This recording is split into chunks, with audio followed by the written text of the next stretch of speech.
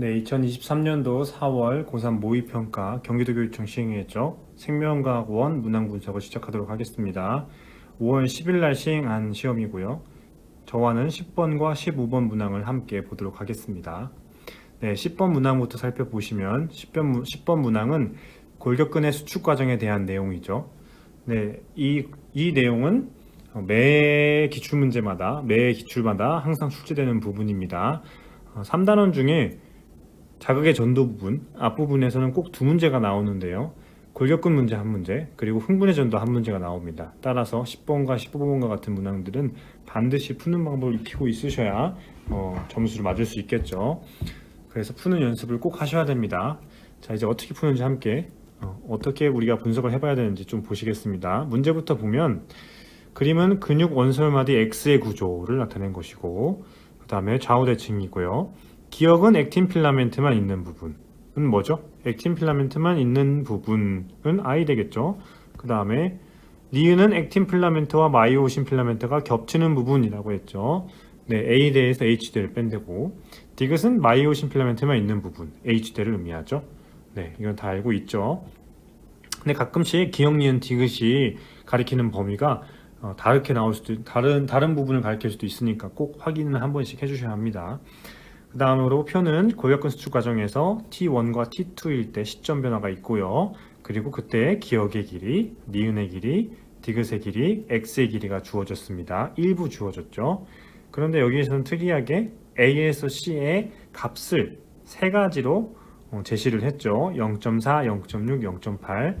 네. 그리고 이 표에서 보면 기억의 T1 시점의 기억의 길이와 T1 시점의 디귿의 길이가 같죠. A로 같다는 거. 그리고 T2로 변할 때 기억은 C로, 디귿은 B로 변하죠. 따라서 기억과 디귿의 길이에서 0.4, 0.6, 0.8이 모두 나오는 경향을 볼 수 있죠. 그러면 여기에서 이해를 하셔야 됩니다. 두 개가 0.2 차이 나고, 그 다음에 여기도 0.2가 차이 나죠. 감이 오나요? 네, 우리가 복습을 먼저 해보면 이걸 기억하셔야 됩니다. X에서 만약에 마이너스 D만큼 감소했다라고 하면 디귿은 얼마만큼 감소하죠? 마이너스 D만큼 감소하죠. 기억은 마이너스 2분의 D만큼 감소하죠. 니은은 반대로 플러스 2분의 D만큼 증가하죠. 네, 그 말은 마이너스 D, 디귿과 기억의 변화량은 2배란 뜻이에요. 그러면 디귿은 무조건 0.4만큼 변해야겠죠. 왜냐하면 0.4, 0.6, 0.8의 최대 변화량은 결국에는 0.4니까요. 그래서 0.4라는 거 기억하시고 여기는 0.2만큼 변화할 거예요. 자, 그러면 둘 중에 하나예요. 0.4 증가했거나 혹은 감소했거나 겠죠. 자, 먼저 증가한 것부터 봅시다. 증가한 거를 파란색으로 표시를 해보면 증가했을 때를 보면, 자, 여기에서 0.4가 증가하려면 0.4, 0.6, 0.8 중에 A는 0.4 되고요. B는 0.8이 되겠죠. 다음으로 A는 똑같이 0.4, C는 0.6이 되겠죠. 여기는 그럼 몇이죠? 0.8이죠. 여기 0.8이니까. 자, 이때 얘는 얼마만큼 감소하죠? 0.2만큼 감소하죠. 여기 증가했으니까. 그러면 여기는 0.6이 되겠죠. 그러면 이때 X의 길이가 만족하는지를 봐야 돼요. X의 길이는 어떻게 구하죠? X의 길이는 2 기억 더하기 2 니은 더하기 디귿이 되겠죠. 자, 이때 값을 보면 0.6은 1.2겠죠. 기억은 더하기 그 다음에 니은은 1.2, 2.4 나왔고요. 0.8이겠죠. 그럼 몇이 나오죠? 이거는 합하면 2.4에 더하면 3.2 나오나요? 네, 3.2. 그럼 X의 길이가 다르네요. 2.8하고 일치하지 않죠. 그러면 얘는 증가한 게 아니죠. 그럼 나머지 하나 뭐죠? 네, 지우고 나면 그냥 다 지울게요. 이렇게 지우면 남는 거는 아까 말했던 빨간색 다시 표시하고, 자, 마이너스 0.3은 되죠. 그럼 A는 몇일까요? 0.8. 이때는 B는 0.4. B 0.4 되겠죠? 그리고 여기는 0.8 0.8, 여기는 0.6 되겠죠. 자, 이때 얘는 마이너스 0.2만큼 감소했고 얘는 플러스 0.2만큼 증가해야 되죠. 그러면 이때 값은 0.6, 0.6, 0.4가 되겠죠. 그럼 이때 기억의 길이는 2를 곱하면 1.2가 되고 1.2, 1.2, 1.2 더하기 0.4 하면 딱 2.8이 되네요. 됐죠? 자, 이때 위에 t1일 때의 길이를 보면 여기 0.8, 1.6 더하기 0.8 더하기 0.8 하면 3.2가 되겠죠. 이거 안 해도 마이너스 0.4만큼 감소했다는 거 똑같은 거 아니까 3.2가 바로 나올 수도 있습니다. 자, 이렇게 표를 채우시고 기억으로 가시면 t1일 때 h대의 길이는 뭘 의미하죠? 바로 디귿의 길이 전부를 의미하죠. 그러니까 t1일 때 디귿의 길이는 0.8 맞죠? 니은일 때 x의 길이는 t2일 때 얼마라고 했죠? 2.8이라고 했고요. t1일 때는 얼마라고 했죠? 3.2라고 했죠. 그러니까 t2일 때가 t1일 때보다 0.4 길다가 아니고 짧다가 되겠죠. 들렸죠? 디귿 t1에서 t2로 될 때는 어떻게 했죠? 3.2에서 2.8로 됐죠. 그러면 이거는 뭐죠? 수축, 근수축은 ATP 사용되나요? 사용되죠. 기억, 디귿. 답은 3번이 되겠죠. 자, 이런 식으로 문항을 분석을 해 보았습니다. 자, 여기에서 중요한 것은 무엇이냐면 기억 디귿의 변화량과 주어진 A의 C를 비교하는 게 제일 중요했고요. 자, 더 중요한 것은 무엇이죠? 바로 여기 이 변화량을 기억하셔야 돼요. X가 마이너스 D만큼 변화할 때 나머지가 어떻게, 기억 니은 디귿이 어떻게 변화하는지 이것만 잘 기억하시고 풀이하시면 충분히 풀 수 있습니다. 자, 다음으로 그러면 15번 문항을 같이 한번 풀도록 하죠. 15번 문항. 자, 15번 문항은 흥분의 전도 문항입니다. 네, 많이 출제되는 문항이죠. 다양한 형태가 나오는데 유형은 다 똑같아요. 푸는 방법만 이해하면 충분히 다 풀 수 있고요. 그리고 매번 나오기 때문에 풀이 연습을 꼭 하셔야 됩니다. 네. 자, 먼저 문항을 좀 분석을 해볼게요. 민말이집 신경이고요. D1에서 D4의 위치가 나왔고요. D2의 역치상의 자극을 1 주었을 때 4ms가 경과한 시간 가. 나는 어디에? D3의 역치상의 자극을 주고 4ms 흘렀을 때 경과한 시간 되겠죠. 그러니까 표시를 D2에 가는 D2에 그 다음에 나는 D3에 준 거죠. 자, 이제 이걸 이용해서 밑에 있는 값들을 구해야 되겠죠. 기억 니은 디귿들. 자, 그러면 여기에서 우리가 꼭 기억해야 될 점, 경과된 시간의 의미가 무엇이죠? 경과된 시간. 경과된 시간은 여기 뭐라고 써있죠? 경과된 시간은 이동하는데 걸린 시간 더하기 막전이 변화 시간이라고 써있죠. 이동하는데 걸린 시간 더하기 막전이 변화 시간. 이게 제일 중요해요. 이것만 이해하시면 다 풀 수 있어요.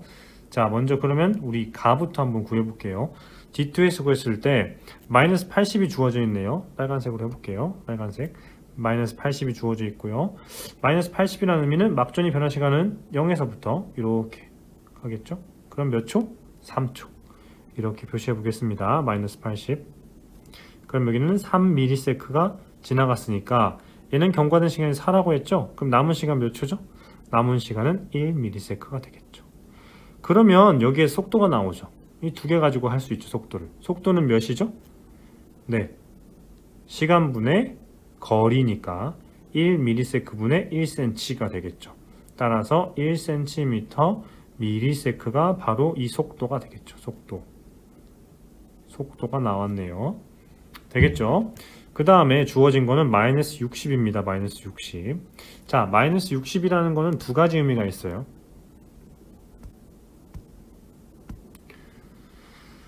여기 부분이죠. 하나는 탈분국, 하나는 재분국이 되겠죠. 맞죠? 탈분국일 수도 있고 재분국일 수도 있어요. 그런데 가장 먼 곳이니까 탈분국일 확률이 높아요. 물론 재분국도 구하면 되겠죠. 먼저 탈분국을 놓고 해보겠습니다. 탈분국을 놓고 한다면 여기는 마이너스 60이니까 얼마나 걸리죠? 막전이 변화 시간 1ms. 그러면 D2에서 여기까지 가는 데는 몇 초? 3ms가 되겠죠. 자, 그러면 기역과 니은의 속도는 1cms라고 했으니까 기역과 니은을 더한 값은 얼마라고 알 수 있겠죠? 바로 3cm임을 알 수 있죠. 3cm.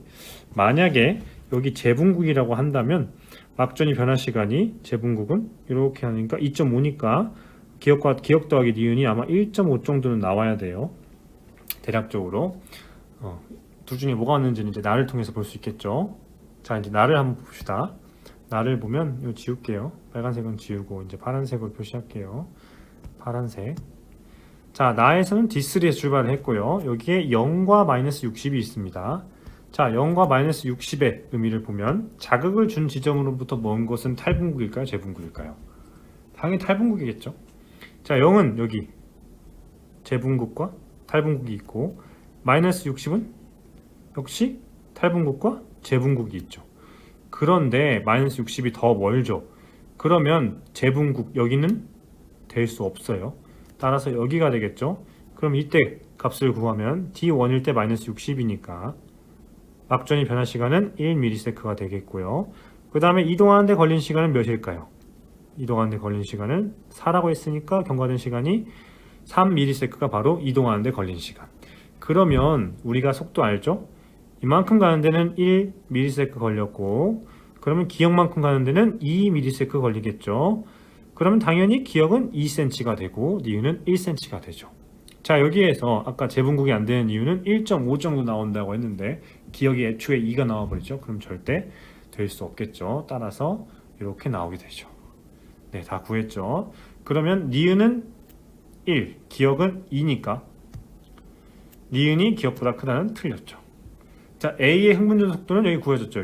여기 주어졌죠. 그러니까 흥분전 속도는 1cm/ms가 되겠죠. 디귿 D1에 역치 이상의 자극을 주었다라고 했는데 얘는 다른 색깔로 한번 풀어볼게요. 보라색으로. 자, 이제는 D1이네요. D1에서 자극을 주고 경과된 시간이 5라고 했어요. 아까 기역 더하기 니은은 3이라고 했고 이렇게 이동하는데 그러면 4cm네요. 그럼 당연히 이동 시간은 4ms겠죠. 4ms. 남은 시간 몇 초죠?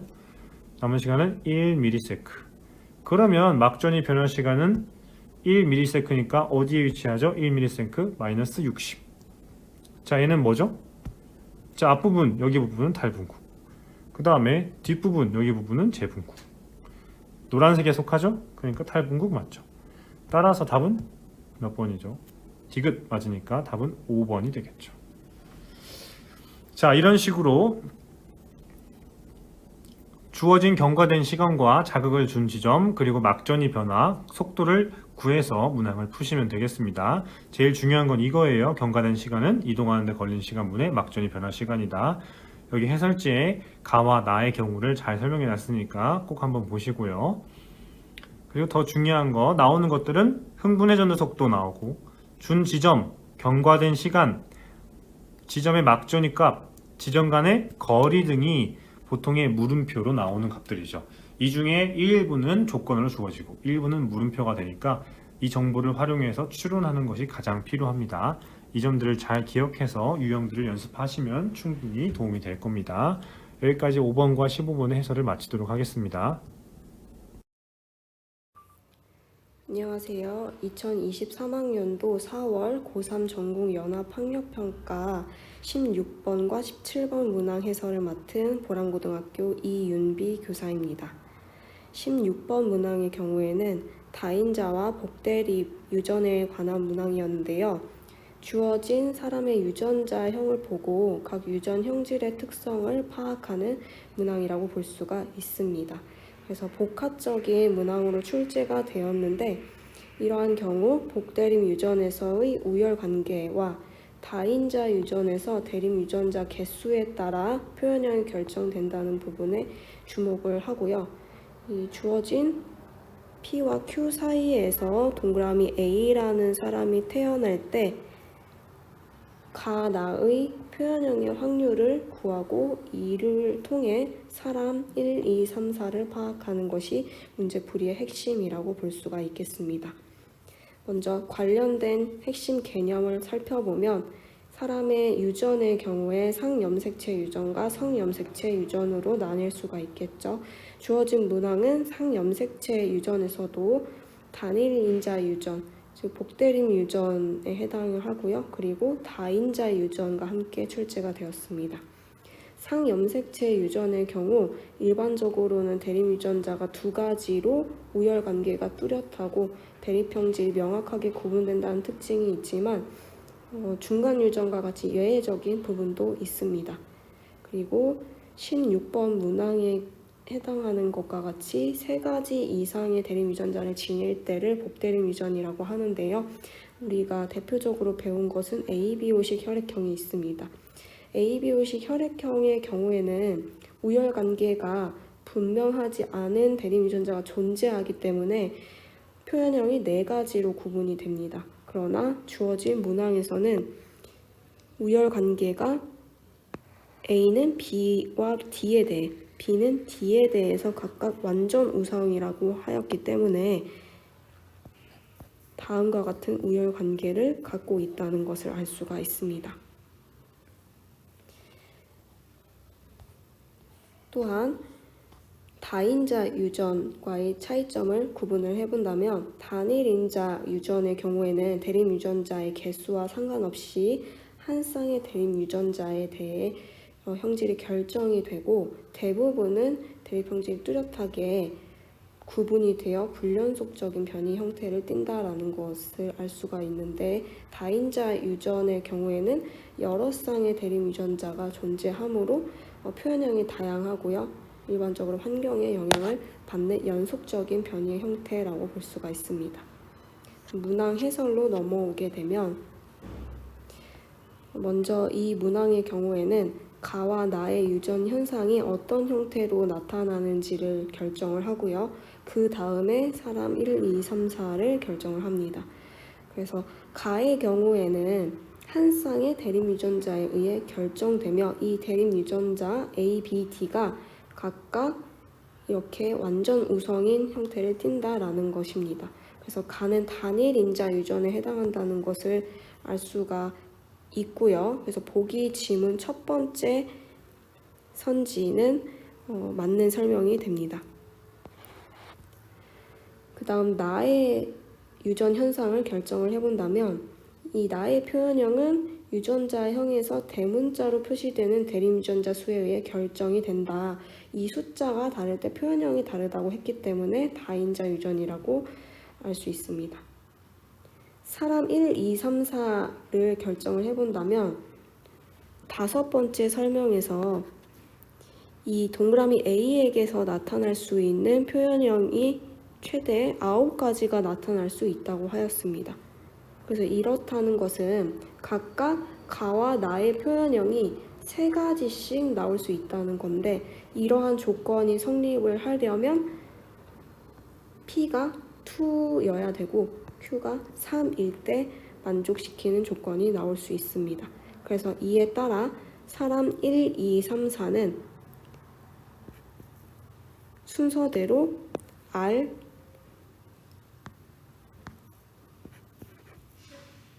P, Q, S인 사람으로 알 수가 있습니다.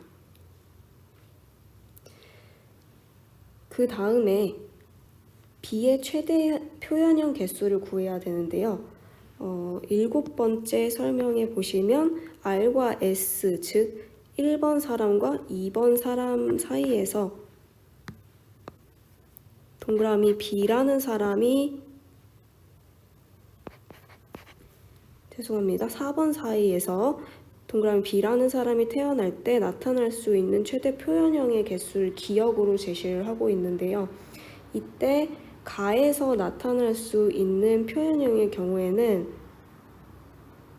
A 표현형 혹은 B라는 표현형 2가지가 나타날 수 있고 그 다음 나에서 나타날 수 있는 표현형의 경우에는 대문자를 4개에서부터 1개까지 가질 수 있는 표현형이 나오기 때문에 4가지가 됩니다.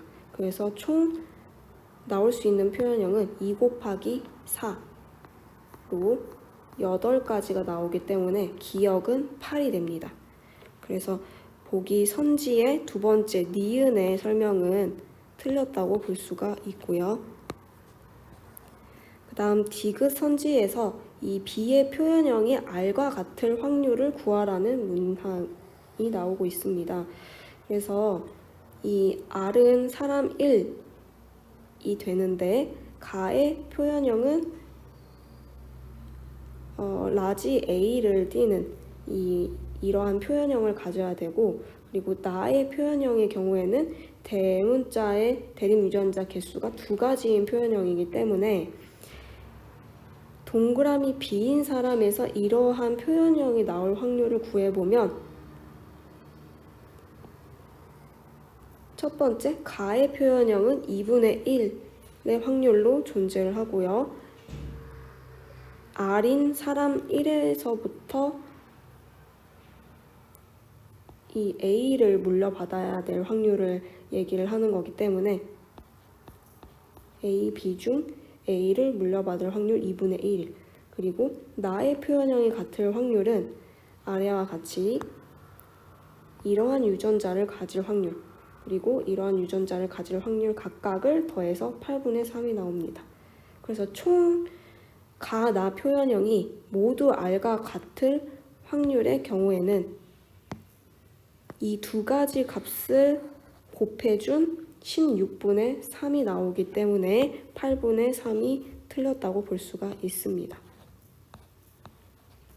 그래서 디귿 지문도 틀려서 정답은 1번 기역으로 골라주시면 됩니다. 17번 문항 설명으로 들어가겠습니다.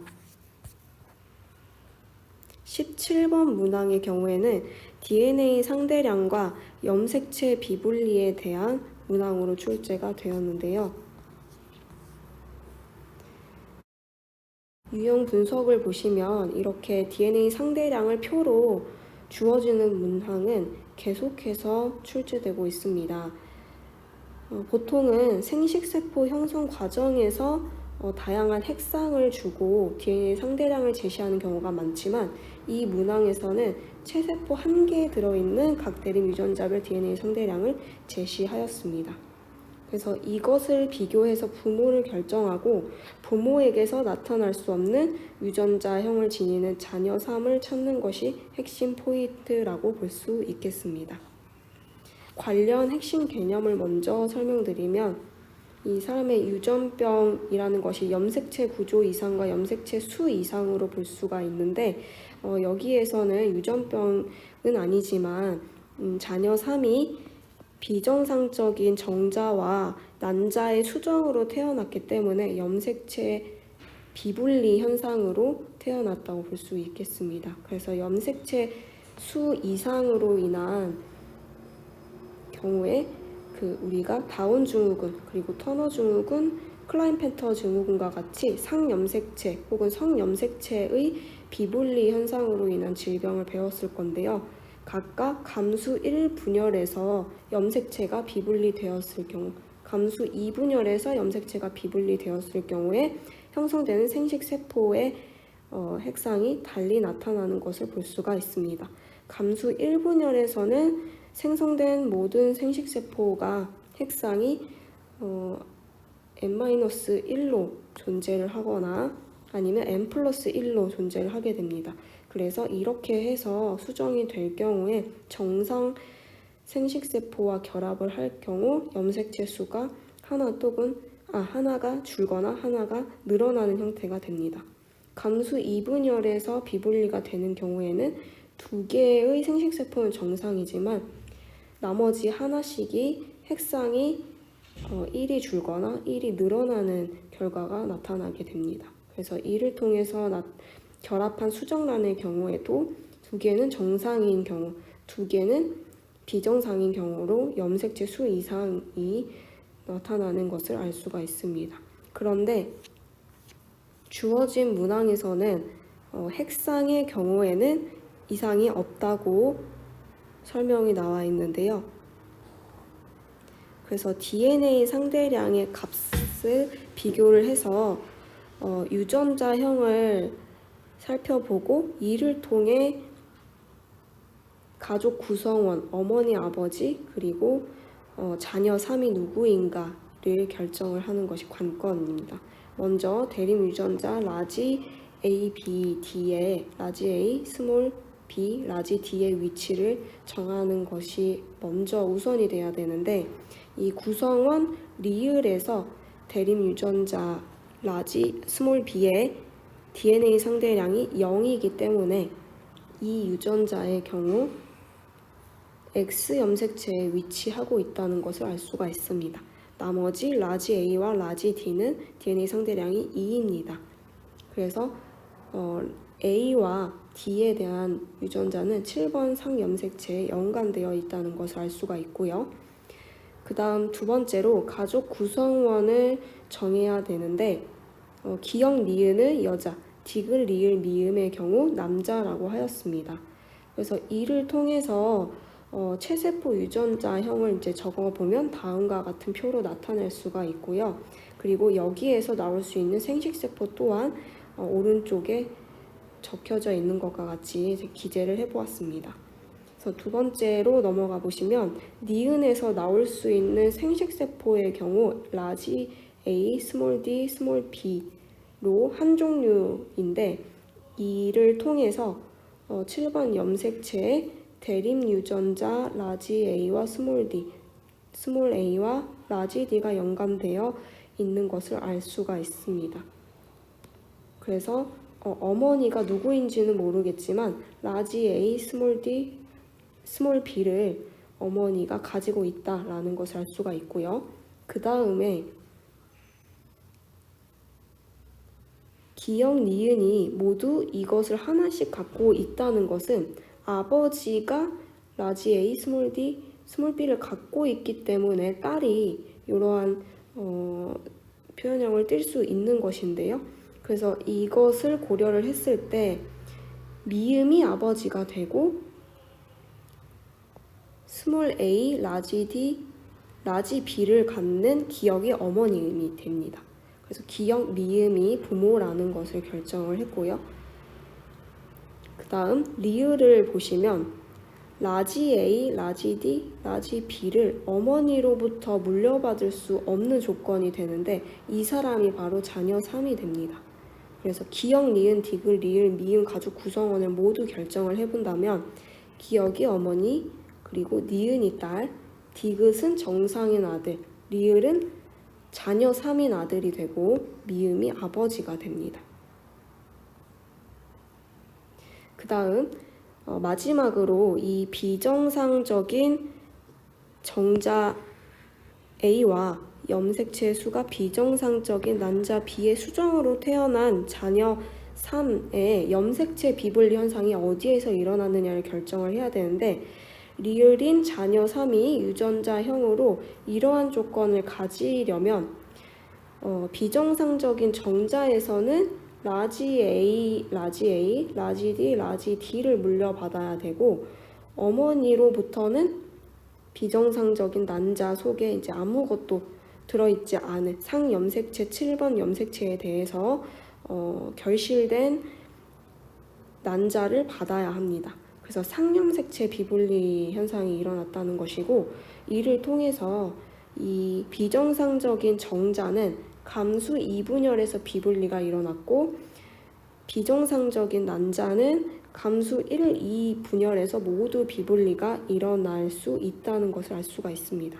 그래서 주어진 선지를 읽어봤을 때 기억에 나의 유전자는 X 염색체에 있다고 할 수 있고요. 그 다음 니은의 어머니에게서 라지 A, 스몰 b, 스몰 d를 모두 갖는 난자가 형성될 수 있습니다. 마지막 디귿, 비정상적인 정자 A의 형성 과정에서 염색체 비분리 현상은 감수 1분열이 아니라 감수 2분열에서 일어났다는 것을 알 수 있기 때문에 디귿은 틀린 선지로 기역 니은 3번이 정답이 되겠습니다. 이상으로 16번, 17번 문항에 안녕하세요. 2023학년도 5월 전국연합학력평가 생명과학 원의 문항분석 및 해설 강의를 맡은 도담고등학교 생명과학교사 김은지입니다. 선생님과는 18번 문항과 19번 문항을 살펴볼 건데요. 18번 문항의 경우에는 생식세포 분열에 대한 문제, 19번 문항은 가계도 분석에 대한 문제입니다. 자, 우선 18번 문항을 살펴보겠습니다. 18번 문항은 생식세포 분열에 관한 문제인데 그림 가와 나처럼 생식세포 형성 과정에 대한 그림과 DNA 상대량, 염색체 수에 대한 자료를 바탕으로 문제를 해결하는 과정입니다. 이 문제를 해결하기, 이런 유형의 문제를 해결하기 위해서 필요한 기본적인 개념을 조금 살펴보면 먼저 상동염색체와 대립유전자의 관계를 이해를 해야 되겠죠. 상동염색체의 경우에는 체세포에 들어있는 모양과 크기가 같은 한 쌍의 염색체로 우리가 부모로부터 한 개씩 물려받기 때문에 쌍을 이루고 있고 암수에 관계없이 가지고 있는 염색체를 상염색체, 그 다음 암수에 따라서 구성이 다른 염색체를 성염색체라고 합니다. 그래서 우리가 가계도 분석을 하거나 이렇게 했을 때 아까 조금 전에 18번 문항에서도 마찬가지로 성염색체는 암수가 다르게 가지고 있기 때문에 이것을 이용해서 문제를 풀어야 되는 경우가 좀 있어요. 그래서 기본적인 개념을 좀 기억을 해놓고 자, 그 다음에 두 번째로 확인할 개념은 대립유전자입니다. 우리가 상동염색체는 가지고 있는 유전자가 똑같아요. 그래서 같은 위치에 하나의 형질을 결정하는 유전자를 우리는 대립유전자라고 하고 부모로부터 하나씩 받기 때문에 유전자의 구성이 같을 수도 있고 다를 수도 있는데 같은 경우를 우리는 동형접합, 다른 경우를 이형접합이라고 하고 이렇게 지금 보이는 것처럼 알파벳을 이용을 해서 같은 경우, 다른 경우를 표현합니다. 그래서 이걸 좀 기억을 해놓고 그 다음에 요 생식세포 분열 과정에 대한 기본적인 개념도 물론 알아야 되지만 그 과정에서 대립유전자의 이동이 염색체가 이동할 때 어떻게 나뉘어지는지를 꼭 기억을 하고 있어야 돼요. 그래서 생식세포를 만들기 시작하는 요 세포가 가지고 있는 유전자형이 라지 A, 스몰 a, 라지 B, 스몰 b라고 한다면 우리가 S기를 거치면서 DNA가 복제가 되면 가지고 있는 유전자가 이렇게 다 2배가 되겠죠. 그래서 문제를 풀 때 이렇게 대립유전자 하나를 DNA 상대량 1로 본다면 대립유전자 대문자든 소문자든 간에 숫자가 늘어나면은 상대량이 늘어난다. 이런 개념으로 쌤이 이렇게 문제를 풀 때 이따가 적을 거예요. 그래서 이런 식으로 표시를 하면 되고 자, 여기서 그러면 먼저 오른쪽 과정을 살펴보면 라지 A는 왼쪽으로 스몰 a는 오른쪽으로 상동염색체가 분리되면서 나뉘어진 걸 볼 수가 있고 그 다음에 스몰 b는 왼쪽으로 그 다음에 라지 b는 오른쪽으로 분리된 것을 알 수가 있어요. 그래서 이 첫 번째 분열, 제1분열 과정에서 상동염색체가 분리되기 때문에 대립유전자가 서로 나뉜다라는 거. 그 다음에 두 번째 과정에서는 염색분체가 분리되기 때문에 하나의 대립유전자는 왼쪽으로, 하나는 오른쪽으로 이동한다. 자, 이렇게 다 확인을 하고 개념을 이해한 다음에 우리 이제 문제를 한번 풀어보도록 할게요. 지금 이 생식세포 분열에 대한 문제는 생식세포가 생성되는 과정에서 염색체나 대립유전자의 분리를 묻는 문제가 꾸준히 출제가 되고 있고 우리가 조금 전에 살펴본 것처럼 염색체의 이동에 따라서 각 세포의 대립유전자 구성, 그 과정에서 또 DNA 상대량이 어떻게 변하는지를 꼭 기억을 하고 있어야 됩니다. 이 문항의 경우에는 정상적으로 생식세포가 분열된 경우인데 실제로는 우리가 문제에서 비분리가 일어나는 경우에 대한 문제도 많이 출제가 되고 있기 때문에 이 부분도 함께 공부를 해두면 좋을 것 같아요. 문항을 한번 풀어보도록 할게요. 지금 가와 나 과정은 생식세포가 형성되는 과정인데 자, 좀 확대해서 지금 가의 경우에는 라지-T를 2개 가지고 있는 세포가 분열을 시작하고 나의 경우에는 라지-T, 스몰-T를 가지고 있는 세포가 분열을 시작하고 있어요. 자, 우리가 우선 라지-T의 DNA 상대량을 가지고 문제 세포들이 뭔지를 확인을 할 텐데 그러면 여기서 DNA 상대량을 알 수 있는 것만 한번 표기를 해볼게요. 지금 가 과정에서는 라지 t를 2개 가지고 있으니까 1번 세포의 경우에는 S기를 거치면은 라지 t를 4만큼 가지고 있을 거고, 얘네 둘이가 이렇게 나눠질 거고 하나씩을 나눠 가지면 2번 세포는 t를 1만큼 가지고 있겠죠? 그다음 3번 세포는 지금 t를 1만큼 가지고 있다라는 것을 먼저 확인을 할 수가 있어요. 자, 그럼 이런 상황에서 A, B, C, D의 지금 값을 우리가 1에서 4까지라고 했는데, 자, 그럼 여러분 여기서 T와 스몰 t, 라지 t가 복제가 된다면, 만약에 스몰 t가 이쪽으로 간다면 라지 t는 여기에 존재하고 있겠죠. 그럼 얘는 2가 될 텐데, 만약에 반대 상황이라면 얘는 스몰 t가 있으니까 라지 t는 0이 될 거예요. 근데 ABCD 중에서 지금 0은 없기 때문에 아하, 이렇게 나눠 가졌구나를 확인할 수 있어요. 그러면 지금 1, 2, 4라는 숫자에서 결정이 될 수가 있는데, 지금 1을 공통적으로 가지고 있으니까 이쪽에 1 하나, 이쪽에 1 하나 이렇게 가지게 되겠죠. 니은 리을 세포가 뭐가 뭔지는 모르겠지만 2번, 3번 세포다라는 것을 알 수가 있고, 지금 그러면 8번 염색체 수랑 X 염색체 수를 더한 값이 1이다라는 거를 이용을 해서 니은 세포가 뭔지를 찾을 건데, 지금 1번, 3번 세포 같은 경우에는 EN의 핵상을 가지고 있기 때문에 얘는 X 염색체랑 8번 염색체를 하나를 가질 수가 없는 상황이죠. 그런데 여기 지금 2번 세포 한번 보세요. 2번 세포는 핵상이 N인 상태고, 만약에 8번 세포가 1개, X 염색체가 0개가 있다면, 8번 염색체가 1개, X 염색체가 1개만 있다면 이 둘을 더한 값이 스몰 b가 1인 상황을 만족할 수 있겠죠. 그러면 다시 말하면 X 염색체가 0개라는 것은 Y 염색체를 가진다라고 볼 수가 있을 것 같아요. 그럼 2번 세포는 Y 염색체를 가지고 X 염색체는 이쪽으로 이동했구나, 이렇게 판단할 수가 있을 것 같습니다. 그 다음에 C와 D 같은 경우에, 스몰 C와 D 같은 경우에는 지금 우리가 2 아니면 4다. 그럼 다시 말하면 여러분, 요 A라는, 스몰 A라는 숫자는 3이다 라고 결정을 할 수 있어요. 지금 C와 D가 2 아니면 4기 때문에 스몰 a가 3인데, 요걸 이용해서 기억세포를 찾을 수가 있어요. 아까 니은 세포는 2라고 했고, 지금 염색체 수가 8번 염색체 수와 X 염색체 수를 더한 값이 지금 3이라고 했는데, 자, 우리가 3번 세포 같은 경우에는 EN의 핵상이기 때문에 8번 염색체도 2개, X 염색체도 2개를 가지기 때문에 4개의 염색체를 가지게 되겠죠? 그 다음에 4번 세포 같은 경우에는 핵상이 N인 상태이고, 여자는 X 염색체를 하나씩을 나눠 가지기 때문에 X 염색체도 하나, 8번 염색체도 하나기 때문에 결국에는 2개가 될 거예요. 그럼 다시 말하면 1번, 1번을 제외한 2번, 3번, 4번의 경우에는 우리가 X 염색체 수와 8번 염색체 수를 더한 값이 3이 될 수 없기 때문에 요 1번 세포가 X 염색체랑 8번 염색체를 더한 게 3이다 라는 것을 알 수가 있어요.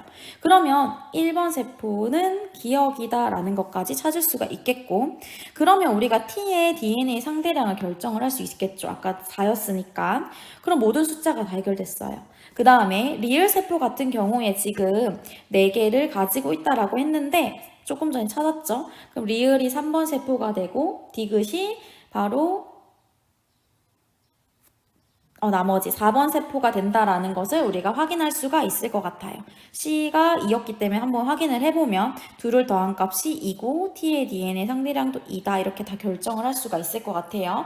그러면 리을은 우리가 3이다. 맞는 설명이죠. 그 다음에 니은 보기에서 A와 C를 더한 값은 4가 아니라 3 더하기 2이기 때문에 5다. 그 다음 2번 세포는 Y 염색체가 있다. 그래서 기억 디귿을 모두 확인하면은 정답은 3번이 되겠네요. 자, 그 다음으로 19번 문항에 대한 풀이를 하도록 하겠습니다. 19번 문항은 가계도 해석인데, 사실 대부분의 가계도 문제들이 이런 식으로 가계도가 주어지고 DNA 상대량에 대한 정보를 준 다음에 문제를 푸는데 이 가계도는 그렇게 어려운 문제는 아니에요. 그러면 우리가 가계도를 처음 만났을 때 이제 뭐부터 봐야 되나 해석하기 위한 방법에 대해서 한번 개념을 살펴보면 우선 그 문제에서 주어진 자료를 해석하기 위해서 이런 형질에 대한 기본적인 개념을 일단 이해를 하고 있어야 될 것 같고 그 다음에 상념책체는 우리가 암수 구분 없이 두 개씩. 그 다음에 성념책체는 암수 구분해서 암수에 따라서 다른 그 구성으로 가지고 있기 때문에 유전 양상이 좀 달라질 수 있다라는 개념을 우선 한번 정리를 하도록 하세요. 그 다음에 가계도를 쌤이랑은 이제 분석하는 방법에 대해서만 조금 살펴보면 가계도를 처음 만났을 때 우선 어떤 형질에 대해서 우열관계를 판단하는 게 우선이 되어야 됩니다. 그래서 가장 먼저 확인해야 될 부분은 부모에게서 나타나지 않았던 형질이 나타났을 경우 그 부모가 가지고 있는 형질은 우성, 자녀가 가진 형질은 열성이다라는 것을 통해서 우열관계를 확인을 합니다. 이걸로 안 되는 경우에는 DNA 상대량에 대한 정보를 활용을 해야겠죠. 그 다음 우열관계를 확인한 다음에는 그 유전자가 상념색체에 존재하냐, 성념색체에 존재하냐를 판단을 해야 돼요. 그래서 우열관계와 이런 상념색체, 성념색체 어디 존재하는지를 판단한 다음에 이제 가계도를 분석을 해서 각 개체의 유전자형을 확인하고 그 다음에 자손이 나타날 확률을 구하고 이런 식으로 문제를 해결하게 됩니다. 그 다음에 유전 형질에 대한 자료를 이제 분석을 할 때 이렇게 쌤이 지금 주어져 있는 것처럼 이런 보기들이 많이 나와요. 우리 지금 문제 같은 경우에는 A는, 그러니까 라지 A는 스몰 A에 대해서 완전 우성이다라고 하면 우리가 앞에서 조금 전에 살펴봤던 것처럼 이렇게 동형접합인 경우나 이형접합인 경우 모두 우성이 되는 것이고 그 다음에 열성 두 개를 가진 동형접합의 경우가 열성이 되지만 유전자형이랑 표현형이 다르다. 유전자형이 다르면 표현형이 다른 경우에는 이렇게 세 개가 유전자형에 따라서 표현형이 달라질 수가 있다라는 것과 그 다음에 이렇게 하나의 형질을 결정하는 유전자가 두 개가 아닌 세 개 이상인 경우 복대림 유전에 대한 자료도 이런 식으로 많이 나와요. 그래서 우리가 한번 예시들을 확인해 놓으면 좋을 것 같고 다인자 유전에 대한 문제도 많이 나오는데 대부분의 문제에서는 이렇게 대문자로 표시되는 대림 유전자의 수가 다르면 표현형이 다르다라고 주어지니까 그 개념도 이해를 해두면 좋을 것 같습니다. 바로 문제풀이로 들어가도록 할게요. 이렇게 유전 형질에 대한 가계도를 분석해서 우리 유전 방식을 결정을 할 때 지금같이 두 개의 그 형질에 대한 문항이 있을 수도 있고 문항도 있고 혹은 세 개 이렇게 주어지는 경우가 있어요. 그래서 우리가 다양한 가계도를 연습을 해보면 좋을 것 같고 여기서는 우열관계에 대한 것은 가계도를 통해서 쉽게 확인이 되는 부분이고 그 다음에 이 유전자가 어느 염색체에 존재하는지는 문제에 주어졌어. 서로 다른 상염색체에 존재한다.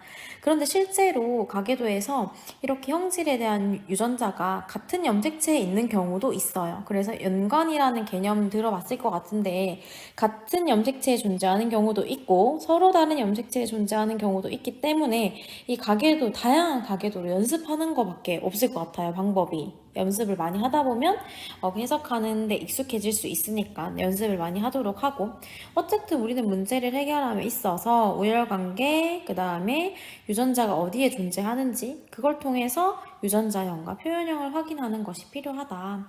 자 그러면 이제 가계도를 만나면 이렇게 여러 가지 형질이 주어지는 경우에는 좀 한눈에 들어올 수 있도록 옆에다가 이렇게 표시를 하는 거예요. 형질을 먼저 그 다음 3번은 가 그 다음에 5번은 나 이런 식으로 그러면 먼저 확인을 할 수 있는 부분이 뭐냐면 지금 4번, 5번의 엄마 아빠는 자 4번, 5번의 엄마 아빠는 나라는 형질을 발현을 했는데 6번의 자녀는 지금 정상이죠. 나에 대해서. 이걸 통해서 나는 정상에 대해서 오성이다. 그래서 나의 형질을 결정하는 유전자가 이렇게 결정이 될 수 있습니다. 그러면 이렇게 부모로부터 어떤 형질이 태어난다라는 거는 얘가 열성 유전자 두 개를 가지고 있다라는 소리니까 부모는 이렇게 이형 접합이 될 테고 그 다음에 또 정상 형질을 가지고 있는 3번은 스몰 t를 2개 가지고 있고 1번도 스몰 t를 2개 가지고 있고 자 지금 2번에 엄마로부터 3번이 스몰 t를 받았으니까 2번의 엄마는 E형 접합임을 확인할 수 있습니다. 자 그러면 이제 우리가 뭐를 활용할 거냐면 아래쪽 표에 있는 DNA 상대량을 더한 값을 확인을 할 건데 지금 우선 이 문제에서 우리가 정확히 확인할 수 있는 t 상대량 먼저 확인을 하면요. 3번의 경우에는 스몰 t만 가지고 있으니까 라지 t의 상대량은 0.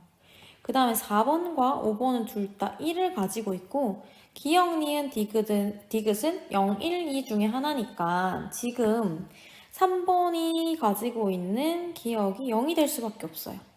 그럼 나머지를 확인을 해보면 자 그러면 우선 3번이 라지 H랑 라지 T의 DNA 상대량의 합이 0이다라는 소리는 얘가 H에 대해서도 스몰만 가지고 있어.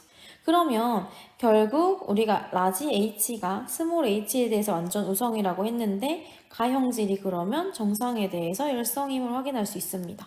자 그러면 지금 4번, 5번에 대해서도 확인이 돼요.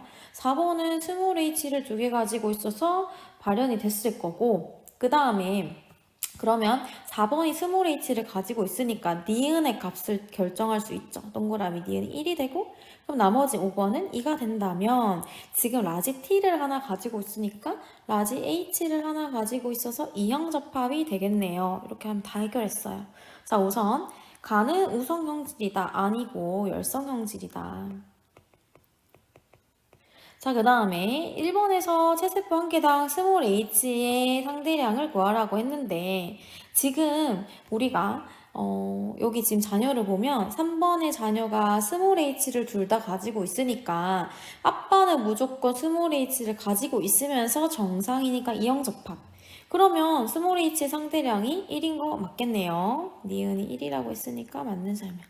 그 다음 6번에 동생이 태어날 확률을 묻고 있는데 동생이 태어났을 때 가와 나가 모두 발현이 돼야 돼. 자 우선 가가 발현되려면 스몰 h여야 되니까 2분의 1의 확률 엄마로부터 스몰 h를 받을 확률 2분의 1과 나의 경우에는 지금 나 형질을 모두 발현하려면 지금 라지 t를 하나만 가지고 있으면 되죠. 다시 말하면 우리가 라지 t에 대해서 우성이면 된다. 그러니까 라지 t, t도 되고 라지 t, 스몰 t도 되고 이 확률이 4분의 3이니까 2를 곱하면 8분의 1이 아니라 8분의 3이 되겠죠? 그래서 정답이 2번입니다. 자 이런 식으로 이 가계도는 많이 어렵진 않아요. 근데 여러 형질에 대한 가계도를 해석하는 문제가 많이 나오고 있고 이렇게 하나의 염색체에 있는 경우도 있지만 여러 염색체 다른 염색체에 있는 경우도 있지만 하나의 염색체에 있거나 아니면 하나는 상염색체 하나는 뭐 성염색체 이렇게 있는 경우도 있으니까 다양한 기출을 통해서 꼭 연습해 보도록 합니다.